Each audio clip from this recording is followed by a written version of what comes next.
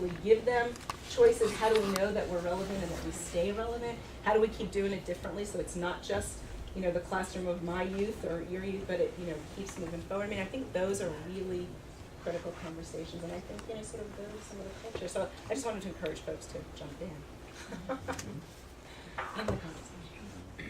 Ms. Flory? I had a couple of observations from over the break.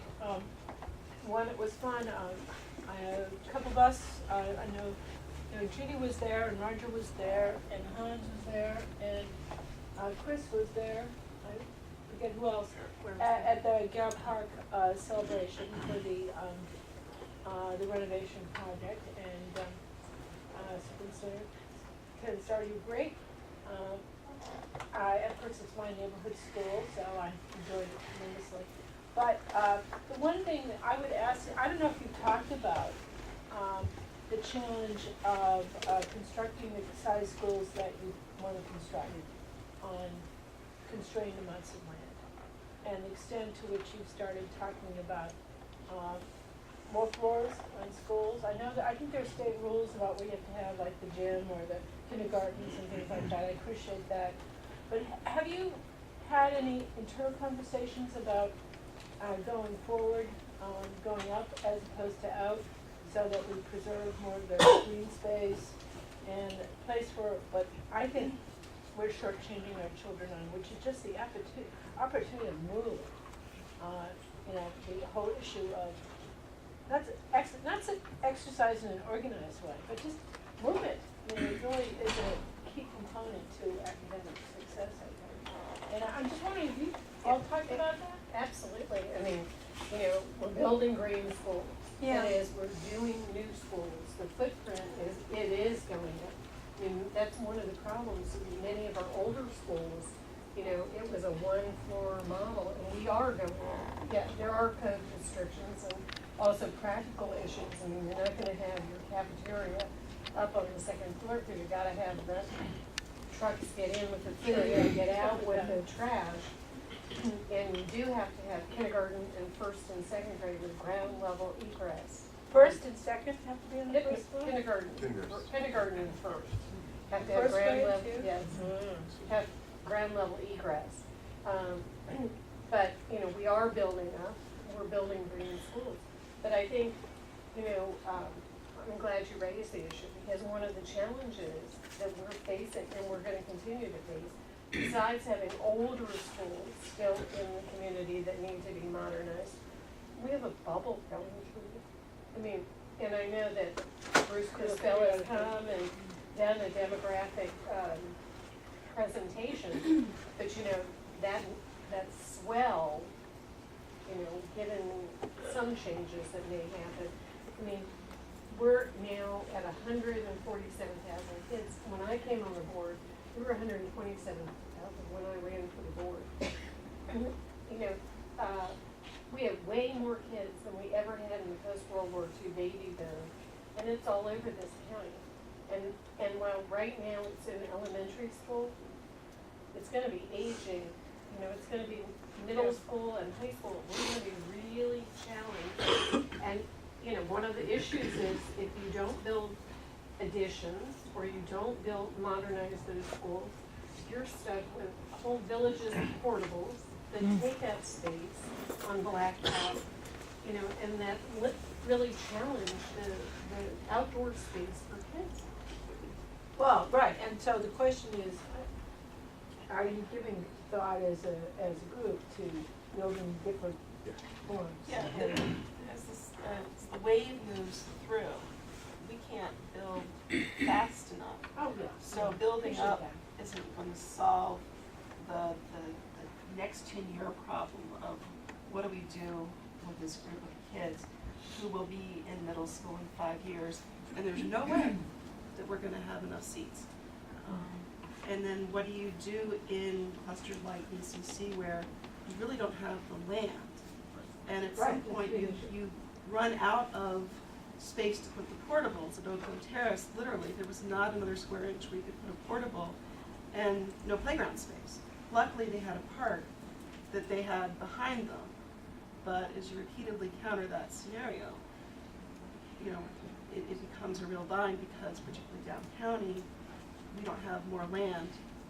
And at some point, you know, we certainly dialogue a lot with the park system, and we're trying to work with the park system very closely now to make sure that we align ourselves and come together jointly to, you know, to try to solve some of these problems. But some of it can't be solved simply by going, you know, up to 5 floors in an elementary school. You can't do that. Well, I went to school like that, back in the olden days, but I appreciate those old thinking, but I appreciate the whole issue of population increases and what you have to do with that. I'm just talking about the physical. form, like Garrett Park should have been a 3-story school, as far as I'm concerned. And, there are other schools in the vicinity. I think maybe there were community issues that, you know, other places where, you know, people didn't want to have the visibility of a taller school, but I am concerned about how we handle the space. I just ask you to continue to think about that. We'll always have the other issue of class size and portables and that. Thank you. Mr. Vice President, or? Oh, let the vice president. I was gonna kind of switch directions a little bit with folks down there. And I think the capital challenges are very real. You know, how we the cooperation and work with parts of planning is ongoing and very very specific, and actually this task force that we developed together will come back to both the board and the council with recommendations, and I think that's going to be very important in terms of how we kind of address the issues that you're talking about, Nancy. But the other piece that I was interested in us kind of bantering around is this whole notion that superintendent has raised, which is how do we, as a community, support the development of, I guess we would call it the 21st century student and the 21st century citizen, you know, and looking from not just the schools but the whole community. What are those things that we need to be doing? And I'm hoping that what we will start to do kind of in our quarterly conversations is start looking at some of what that needs to look like and what the conversations are that we need to be having. One of the things that we've talked about, and it was a topic, is what are we doing with young people after school? And that's not something that the school system owns alone, but we share with recreation, we share with other county agencies, and how do we do that better to really ensure that our families' needs are being met? Because and I know all of us are feeling this and seeing it and experiencing it. We have a lot of families that are hurting and that are really feeling the difficulties that we're in economically. And their children are feeling the impact of it simply because either mom and dad are constantly working or can't work or, are stressed about, and on and on and on. And I'm just, as much as we talk about other things, I'm hoping that our conversations are really going to lead us to some things we could be talking about together. And it's not also, because I'm very conscious of this for all of us, it's not the issue of what's the new work you're going to be doing here, but it may be what's the coordination that we need to be looking at between agencies, departments, to help us do what we do for our citizens better. So I just want to kind of open that up. Thank you for doing so. My hope is, again, going forward, that in our quarterly conversations, we actually can have a little staff briefing memo on a particular topic so that allows all of us to engage in a more focused manner. And we really, today was sort of a half let's just have a conversation and then see what emerges, plus we knew we had things like the pension thing coming down that was somewhat topical, so, but I agree with you, I think it's so important that we focus on topics like that and figure out, have a good conversation with respect to it. Mr. Well, I'm glad the vice president went first because he sort of teed up where I was gonna go, which is pretty much in the same direction, and that is, this goes back to Dr. Starr too, is that in this country, there's a lot of controversy going on about public schools. And for closer to home, I think the conversation about public schools has to be how, as an institution, that institution is really about all of us. It's not like separate from everything else. It's integral to everything else. And what Chris said is what I was gonna bring up, which is the fact that so many children are living in poverty. That's a national figure. We do know at the local level that many families are struggling, and you see it when you walk in any school building. That's where you see poverty first. So I was gonna bring up the issue of food. I know George Leventhal and I have been talking about this issue for a long time, and something reminded me of you, Dr. Starr, the other day. I watch Food Network like a junkie, and I was getting my nightly fix when there was on that show Chopped. There were 4 high school cafeteria chefs competing. Who saw that? Because it was great. They were competing with each other, and 3 of the women were from Connecticut, Stamford, and I don't know, 2 other communities made me think of you because they did these little vignettes about these chefs, and they showed how in all of the schools that were competing, they had fresh food delivered from farms every single day, and the actual food preparation was done on site. Fascinating. I mean, I'm old, but I remember back in the day when the cafeteria workers knew you and they fed you and knew what you were eating was good and wholesome. But my issue is not about the Food Network show or about the fact that it really focused on Connecticut where you came from. It's just that we do know that a lot of these kids only get their hot meals, their full meals during the day in the school building. And so many of us are focusing on this as an issue that could bring the whole community together. Not just that the fact that we're serving the food in the schools, but that act in and of itself is bringing the community together. So I was just wanting to sort of open the door for you to sort of talk about what your thoughts are on that moving forward. Last week I had a really good meeting, and I'm going to be meeting with Uma. George will talk about this afterwards, to try to figure out a way to do more on universal breakfast, as Peter and all of you know. Now it's how you feed kids in the evening and on the weekends. And so I do believe that schools and communities play a very, very significant role in making sure these young people are, they're our children, and we need to figure out a way together to make sure that they have food. So, a couple of things. One, we do have money in the capital improvement plan to get some necessary equipment for food preparation that is more aligned to the current standards for food preparation. Some of our equipment is 20 and 25 years old, and if we want to have more baked goods, less fried goods, etc., we do need to have the equipment. And it is I don't always like to start with a resource issue, but it is a straight money issue. If you don't have the ability to bake, then you got to fry. I'm not saying we do that, but it's just an example.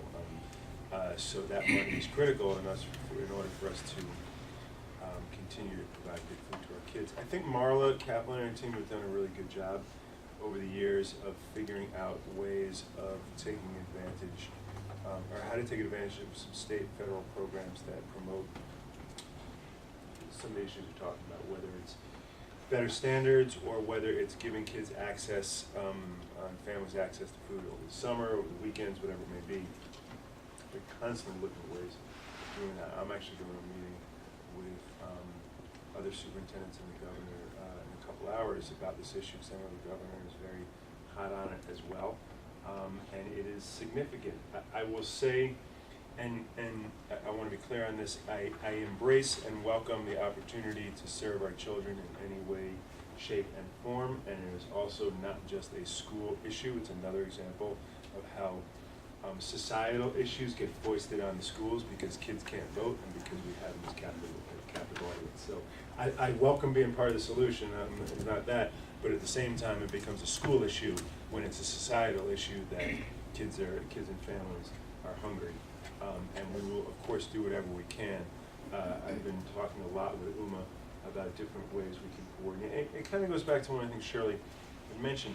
And one of my strategies or goals for next year is to really build the infrastructure for community engagement. We have like 1,000 nonprofits in our community. We have multiple agencies doing a lot of different things. Some of the schools do fantastic they're one-off programs that I don't want to compromise at all. But how are we coordinated amongst our different agencies? How do our families work with all of the different adults they interact with as a unit, and so it's not it's not all individually, and how do we achieve some efficiencies in regards to that? And that can be around hunger, it can be around a whole bunch of different issues. So that's something we're going to be looking very closely at next year. I don't get a chance to watch the Food Network, but I do love my food. And you know, I have kids in the system as well, and they love getting it. Fridays is the day they get to eat lunch at school, and they love the pizza and what are those, the cheese dippers, whatever it is. And I'm like, oh God, really got to eat pizza again, And we all want to see the absolute healthiest food for our kids in the most efficient and affordable way. It's this constant push and pull. Marla and her team do a great job, and we can always do more. I think that it's a critical part of promoting a college and career-ready community is to be able to identify who the families are that are really struggling. And Uma and I, again, I don't want to speak for her, but we're talking a lot about how we can link those services so we can really hone in on those families that need it, and whether it's in faith-based institutions, the school, after-school program, rec center, doesn't matter, but you gotta get to the kids and the families so they have what they need. So there's a lot of linkages to be built there, and it's not gonna happen overnight. Just throwing up a plug for the fact that, fresh food, locally grown food, environmentally responsible food. We have an agricultural reserve, but there are very few links between the school system and the agricultural reserve. And so having talked with folks in our food service about the difficulties with incorporating that more than we already do. So we can have a couple of days a week where we highlight those things, but we don't have systems in place to really take advantage of and use those resources that we have there to both educate our kids and to then bring in that locally produced food. And there's a lot of systemic barriers, but we could do more. Well, one of the issues is that the current food service plant, facility, was not built to store fresh fruits and vegetables. I mean, the amount of space is very limited, and the space in our school kitchens is non-existent. So, forget about the fact that this metropolitan area is not a year-round farming. I mean, we're not raising. You may have winter cabbage somewhere growing, but right now that the food service facility was not built to store the fruits and vegetables, in huge numbers of quantity. And you talk about equipment.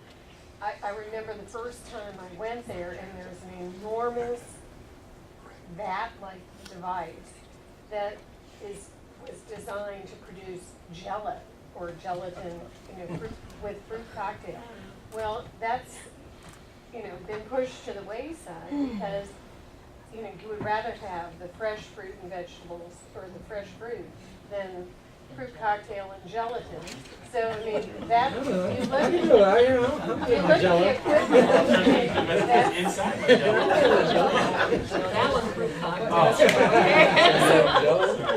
Just on this point, so I know that there's there's a food council that's being put together, right? So, but I have no idea whether a piece of their agenda is actually to look at how we facilitate and bring It together. is. cities. It is. Okay, Very much perfect. so. All right. Yeah. Well, so- Very much so. They're supposedly doing that. Yeah, they're identifying a board now, Okay. and I'm sorry to jump out of turn, but I've been in contact with that. So, and they're gonna be reaching out to Marla and, and also PTA, nutrition advocates.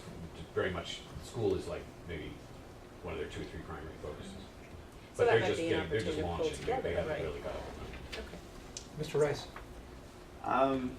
First, thank you very much, and everybody who knows me knows that there's one thing that I'm going to chime in about. Dr. Starr, we've talked about it a number of times, and I will continue to talk about it until we make those numbers move. But when it comes to the performance of African American males and to a large portion of our minority population in our schools that continues to struggle, and while we make small strides at narrowing our achievement gap, it still hasn't gotten anywhere where none of us want it to be. And so I think that at some point, while we talk a lot about how we want to achieve, and there's no question that everybody in this room wants us to achieve and get that number down, I think that it's radical thinking and doing things innovatively different is what's going to help us to move that bar. And so I'm just curious as to what kinds of things the board is looking to do, you as superintendent are looking to do to make that happen. And I think that this is a great opportunity with you being the brand new superintendent to come in and shake things up. And so I mean that both figuratively and literally. I mean, I think that it's important that folks understand that where we've gone, while we've achieved a lot, still is not where we need to be, and that's not acceptable. You said the board. Well, Jump in. to your point, since you want to leave it to us, one of the things that I've asked for, and we'll get more data on, and I think we've gotten the kind of initial conversation on, is just the graduation rate of African American males. I mean, that's for me, that's the measure in terms of are we able to graduate African American males at the rate that we graduate any other students, and unfortunately not. But one of the pieces that I look at and continue to ask questions about and continue to push on is, what do we need to be doing to ensure that this stellar school system is a stellar school system for every kid? I mean, how do you make that happen? And I do really support what the superintendent has said and the focus that's happening in terms of the focus on instruction and the focus on the instructional core, because strongly I believe that when you do that, it then automatically gets to what's going on with individual students, as opposed to if we look at what's going on in terms of our test scores, because our test scores just wipe over that kid, and you look at this group of kids and how well or not they're doing. But I think when we really get to, are we improving instruction, then you really understand, look, my son, I don't have a son, but my son, isn't doing well in this class, is not doing well in math. How are we going to change that? And it doesn't become la-di-da, it becomes, how do you support that young person being successful in math? Not just, how did we make AYP, what did we do in terms of this MSA scores or HSA scores? So I think there's a combination of what we need to do. We need to continue to push and ask the questions. How are we doing on graduating African American males? We can look at that and say, how are we doing on graduating Latino females? We can look at across the board and break it out, but the bottom line is, how are we doing in that classroom? Are we providing the best instruction possible? But let me just jump in there, because I hear you, but when I talk to, we had a forum, and Dr. Stein and I talked about this before, with Dr. Ivory Tolson, who's done a lot of great work in talking about breaking barriers amongst African American males. The problem that we continue to have is that we talk and study about what the focuses are and look at numbers and look at what the results are, but we're not doing anything. What are the new and innovative programs? What are the new initiatives? What are the new trainings that we're putting out there to try? I mean, because that's... So let me address that. And Ivory's work is fantastic. It's some of the best work out there. So there are a couple ways to look at it. One is we have to remember that Montgomery County has done better by African American, Latino, poor children at scale than just about anybody else out there. So, which does not mean that we're done. Does not mean that we're far enough, and doesn't mean that we can just sit and rest on our laurels and not think about what we do next. But we've done better than anybody. One of the things I learned in the transition work and listen and learn work, and it's, I've been thinking a lot about, is how you go from a I won't call it a one size fits all, but one of the questions I have is how are we differentiating our strategy for those schools where there may be a different kind of need or a different kind of population, and the processes and systems and structures we have in place have worked extremely well in many, many cases, but then when do you decide to do something different? I will tell you that the only thing that improves learning is good teaching. A longer school day doesn't improve learning, after school programs doesn't improve learning, getting rid of school boards, getting rid of unions, block schedules, having superintendents who are from the business world doesn't improve student learning, right? None of those things do. Good teaching improves student learning. And the capacity of Montgomery County Public Schools to provide good teaching is at a very high level, and yet we have to get better in order to affect a part of the population that we haven't been able to as much as we have others. Part of that is one of my initiatives for next year, which is interventions. Do we have a comprehensive set of interventions that are timely and well thought out for when kids are not performing, or when they're exhibiting a behavior that is they may have all the smarts in the world, but their social emotional aptitudes aren't there, or there may be a family issue. So how are we intervening quickly and comprehensively? We have resources in place currently, not enough, but we do have some resources in place. How are those being applied to the issue? Do we know everything we need to know about how to improve teaching and learning for every child? That's professional development work. There is work out there and some of which Montgomery County has done. If you go into some of our classrooms and you see teachers here exhibit equitable practices, right? So I'll give you a brief example. Instead of only calling on children who have their hands raised, using some random way of calling on kids so that everybody gets called, those are practices that have been deep in the DNA of Montgomery County for a good long while, and those are the kinds of small things you can do that help everybody in the class understand that they're an equal partner, they're an equal player, and get the attention of the teacher. So those are the kinds of things we have to do more of and go deeper on.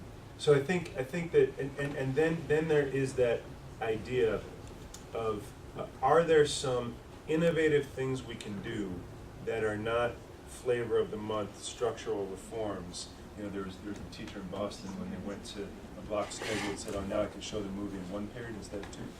Right? So it's not just about a structural change that may sound good out there, but that deep change in practice that's at the next level of work for us. So we need to be accountable for the outcomes of every one of our kids and for continuing to narrow the gap, continuing to work build on the strengths that exist within the system beyond just about any other system out there, and then take a hard look at whether we need to do things differently, as long as it's rooted in improving what happens with kids every day, and not on some sexy program out there, some idea that doesn't actually get to the heart of the matter. So that's what we're looking at next. Thank you. Mr. Eldridge. I want to thank you for the start you've had in the school system. I come at it differently because I spent a lot of years in the classroom. I was a victim of many drive-by trainings, and as we used to call them.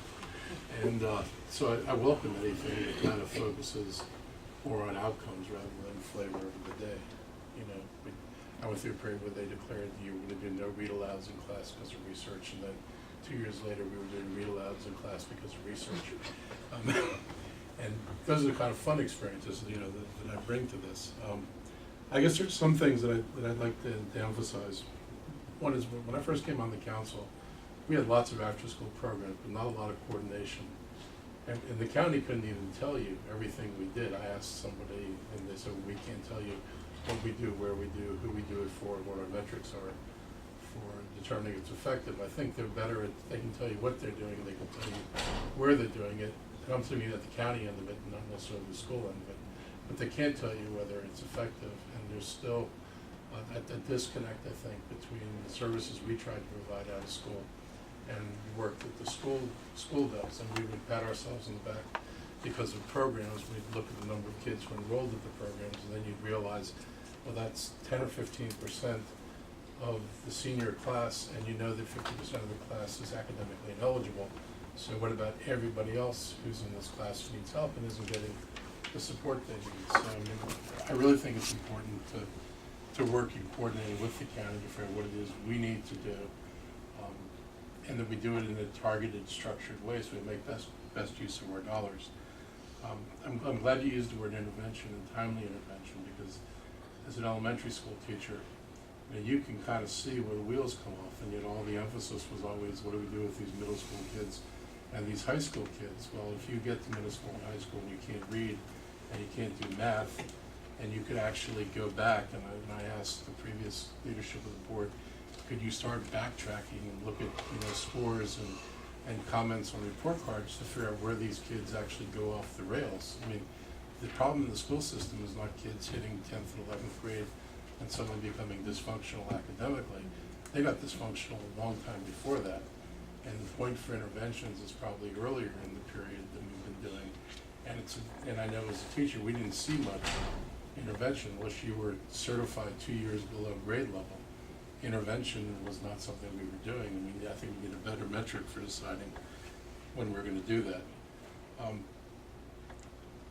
Chris mentioned graduation and test scores, and we've talked about that. I mean, the graduation is going to be meaningful. It can't just be graduating with a D average, and test scores have to be meaningful. I mean, I had a principal from the east side of the county come in, and I knew this, but he was like, that the passing score on the MSA for 5th grade is, I think it was 22 out of 43 questions, and you're deemed in the reading thing to be proficient. I mean, the scoring of the tests, if you knew what the scoring of the tests were, and the metrics, and I actually scored the old MSPAP tests, the metric for what's successful is not anything any teacher would consider successful. It was good enough for the state, but the idea that your passing score was somewhere between 51 and 89% constituted your proficient bracket, that's too wide a latitude for a definition of what's proficient. And so we pat ourselves on the back, we were like, look how many kids are proficient, but in the real world, that's not what's really proficient. And I think we need a better handle on that. I think we need to consider, another approach to preparing kids for work. I think a lot of people feel that the only kids who leave high school prepared are the ones who are going to college. But if you're not going to college, a lot of kids are not prepared for going into the work world. But I think they get discouraged. I think it has something to do with dropout and everything else, because they don't feel there's any place for them. They're in an academic environment where the emphasis is on, are you going to college? And you're not worth anything if you're not going to college. And we don't talk enough about, there are a lot of good jobs out there.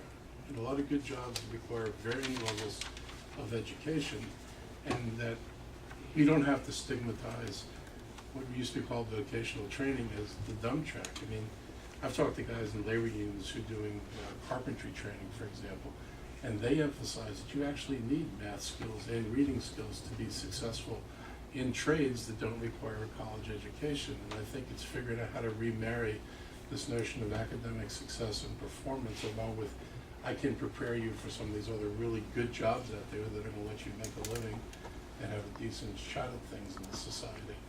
So I hope that we look at doing more of that. And the last thing I'd say is, and all this stuff requires more resources than any of us have got. But preschool is like this huge monstrous thing out there. And we could really, we could use to do more. I have no idea where the money's coming from, but the data says intervene between 1 and 3 and you get far greater return on your dollar, or certainly far better outcomes for students than intervening late. And yet we have no resources to actually really attack that. We'll allow any of the members of the board to respond to any one of those. I didn't say we were limited towards one. I didn't know we were gonna have filibuster either. Pre-K to Well, six. I've heard so many things here today, and we've talked about how we all need to work together, that the county and the school system have services that we need to put together. We also talked about after-school programs, and Collaboration Council did meet with us last year to tell us that Down County had like twice as many after-school programs as Up County, which is my area. And there was no reason why. They weren't able to say, and they weren't able to say which ones were really beneficial or not. The wheels do fall off at 4th grade, and we do have the results booklet, which is not in final form yet, but it does show that our kindergarten, 1st and 2nd graders are doing much better and are working at pretty much the same level. They're up to about 80% on their reading. I don't have that booklet with me right now. So we do have to move on now, because 4th grade is where everything in the United States, not just here, where the students who are not doing well really show they're not doing well. And if we don't get them to better academics by 5th grade, then they are not able to take the advanced math and the other advanced courses when they get to middle school. So we know that's an issue, and it's just interesting to talk with everybody here at the table, because I used to say when I first got on board, we've got to do something about the suspensions and expulsions, and we've got to do something in terms of the county working with us closely on making sure the kids do well. And we're back here at the same point, and everybody's saying it now. The fact that we have been #1 for 4 years in this state, and it's Montgomery County that's #1. One person I heard say that, one legislator said that it wasn't just the whole state, it was really Montgomery County, we know that. And we know that we've done some really wonderful things with kids for the SAT scores for African Americans and Latinos. They're scoring 3 and above, more than in the state, more than in the United States. So we have things that we can be proud of. But you've all kind of talked about, and Craig brought it up first, that mass of kids in the middle, not just the males, but the females who are Hispanic and African American, that we are not getting to be taking advantage of all the wonderful things that we provide. And my last piece is the article that was in the paper yesterday about inappropriate praise. Well, there was the TESA, Teacher Expectations, Student Achievement, and the last time I talked about it in front of the other administration, I got slapped around and said, oh, that's so old-fashioned. But it means that you wait for kids to respond. You speak to them randomly. They don't know when they're going to be called on. They work together on answers, and they're all supposed to be prepared. And you do not give inappropriate praise. When things are not quite what you want, you don't say, oh, that's a good job, Tommy, or that's a good job, Sally. You say, you did this very well, your writing was good, your math was good, but you need to work here. So those are some of the things we need to incorporate in the skillful teacher, and that's been an issue with me, that we did not have enough in the skillful teacher to really talk about the kids that are struggling, which happen to be African American and Latino kids in this country. And it is an excellent program. It has incorporated all of the good strategies in teaching, but not enough about the ethnic students, which we have and what we will have. And can I say one more thing about relocatables? Mr. Eldridge gave you carte blanche. He set the standard. I know that many people are upset about relocatables. We have to have them because we have that bump. We've got a lot of kids in elementary school now. We've got to use the relocatables because we can't build one classroom, which would take care of, we gotta build 4. Then, if we do that, or we build more, then they move to middle school, and then the council says to us, why do we have all those rooms that nobody's using? So, that's all I want to say. Thank you. That's all? Yeah, No. Yeah. Real short one to respond to something Mark said too about the old phrase vocational training. Well, OLO is coming out with a magnificent report about alternative high schools. Is it March? We moved it back because there was more things in it that we thought needed to be included, and I know my good friend, the principal across the table from me, we've been talking about this for how long? And Phil Years too. and years. So we think what's coming out of OLO is going to be the beginning of a very deep and long-term conversation about what's to be done for all the kids who just want to go to work after high school. What are we doing for them? so I just wanted to make that point. And let me round that off, if I could, very briefly by saying that we will have a full council work session on workforce training.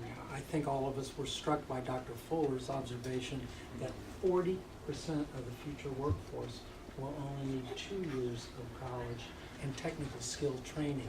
So what does that mean for our county? What does that mean for MCPS? What does that mean for our college, Montgomery College? What does that mean for our public policies? And so we will have a number of conversations, and it'll be geared to try to time it around the OLO report. But so it'll be a whole series of conversations of that nature. Mr. Leventhal? You suggested that for future meetings, we would have some staff memos that we could, delve into and ask, and elaborate on. So Yes. just a couple of thoughts that arise from this conversation. One of them is I'd love to know more about the demographic and population estimates and how they work. So that when Pat O'Neill says we're in a bubble, on what basis do we assume that if this is the baby echo, or baby boom echo, or whatever, what's the science of that? How does that work? And are there reasons to think that we should think that it is legitimate that if you create these rooms now that, as Judy said, they'll be empty soon, and how to, because the other thing that's going on besides just if there's a baby echo is that you have this influx of kids from the private schools, and is there any reason to think that that would not continue once they get a taste of how good the public schools are? Maybe they'll just stay. So getting, whether it's Bruce Christell or whoever, getting some in-depth understanding from MCPS of how that's calculated. Another thing that's on my mind, we're just throwing topics out there, is first of all, I appreciate everything that was said about food. The more in-depth understanding we can get about what are the limitations of the current food processing facility from the system itself would be helpful, because that's a capital budget decision we gotta make in the near term. And related to that is we're gonna have, and I was just briefed on this, we all were by our OMB director, we're going to have a disagreement about the need for a new bus depot, and we've had over the years dialogue about bus storage on school premises. And as time goes by, and as the cost of fuel continues to increase, and as our concern about emissions and pollution, increases, it seems to be even more logical now than it ever was before. It always seemed logical to me that you would have school transportation stay in the cluster that it serves, rather than have an entire county served by 1 or 2 sites and bus depots that serve the entire county. And if we could delve into that in some detail from, fuel use, vehicle use, all of these things are things that these are urgent capital budget discussions we're going to Those would have soon. include parking after school, like when you have back to school nights and all those other things that go on. What, if there are any factors that weigh in, then we would Well, like to hear and from the the school issue supervisor. students that Right. are driving because they have jobs and that kind of thing, we have to really look at all The, Well, that. the other thing. We'd like to understand all those factors. Right. The Those issue are- of what are those cold factors? weather. Let me at the just start of- suggest to my colleagues, Right. if people have suggestions for Right. topics for our future meetings, please Right. send them So those are to, great. send them to Right. Ms. Gibson, Yeah. and we will work it out between ourselves and the Board of Education, so that we pick ones that are of most interest to most of us, and then we focus in on that. I'll be quick, tying it again a little bit on Craig's earlier comments and the superintendent's response, and Dr. Starr kind of backed off a little bit when he talked about one size fits all, but the perception, I think, among some is that it has been one size fits all, and that everyone goes to college, and that's certainly a lofty goal, but we probably need to look at that.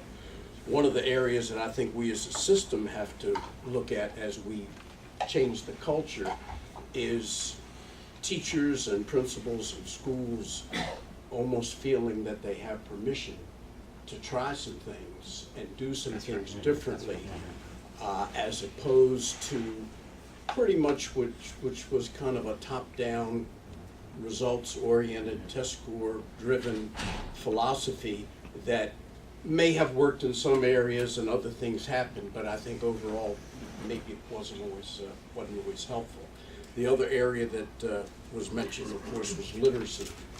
I would suggest at random, ask any secondary school teacher of any school, are they experiencing reading issues? And I think you're gonna find that the answer is yes. And I worry sometimes that we deal with literacy like we do gangs. If we don't talk about it, then we don't have to. And we just have to really be open-minded to that. Last of the last, back to Nancy's comments when we talked about school sites and moving up, and I should know this, what are the acreage parameters that we try to have for elementary, middle, and high school? Because I'm sure they're unrealistic, but 10, 20, and 30. but what's it, is 10, 20, 30? 10, 20, 30. That, you know, that's a Huge huge deterrent. Thank you. Well, thank all of you for this initial kickoff. Dr. Starr? I was just gonna say one last thing, and I think it's important, and it goes back to what Mark was saying. It may sound a little like a educator sort of technical thing, but it's gonna be important at some point that the county council understands the seismic shift that's happening in American education right now with the shift in Common Core. Because what it's really gonna mean is the assessments are gonna change dramatically in the next 2 years. So what you're used to seeing from the last 12, 13 years in terms of the state tests and how kids are being judged is gonna be changing significantly. The state's gonna have a new accountability system. It's very unclear exactly what's gonna happen. We know it's gonna happen in a couple of years, but the conversation about who's doing well and who's not doing well is gonna shift. What I'd like to suggest is that Yeah. we do a full council briefing on just this topic, and it's it's way important. too important to our Yeah. community, and we don't understand it, so. And it gives us, as I said before, it gives us an enormous amount of opportunity to do what we want to do. Yes. Which I embrace, but I think it's going to be important that folks really understand what that means. It doesn't have to be tomorrow, but sometimes. Well, we do need to understand it, and let me end by saying we need to work together. We got things to do, folks, so let's work together and get them done. Thank you.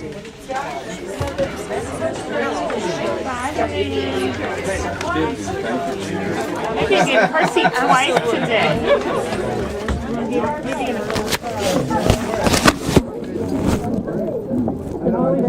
Public hearing is starting on the tail.